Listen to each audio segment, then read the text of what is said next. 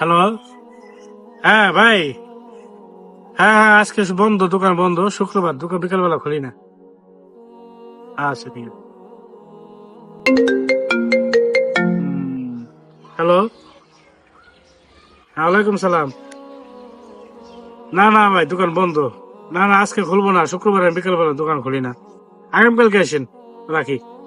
কি ভাই, ব্যবসা দিয়ে অনেক ভালো চলতেছে। হ্যাঁ, আলহামদুলিল্লাহ অনেক ভালো চলতেছে, কাস্টমারের ভিড় লেগে থাকে সবসময়। হ্যাঁ, তাই তো দেখতেছি। দেখো কয়টা ফোন আসলো, এই দেখো আবার ফোন আসছে।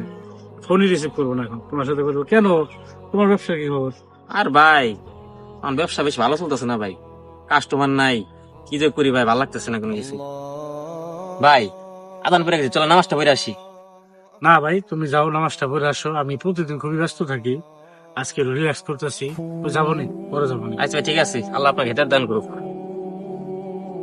ভাই, এই জায়গায় বসে রয়েছে, নামাজটা পড়ে আসলে ভালোই তো। ও, নামাজ পড়ে আসলা না?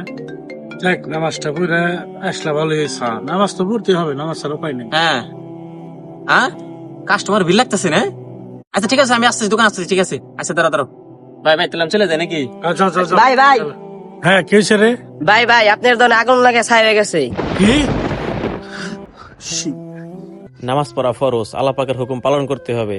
নামাজ পড়লে আল্লাহ পাক আপনার সকল সমস্যার সমাধান করে দিবে। তাই আমরা সকলেই নামাজ পড়ি ইনশাআল্লাহ।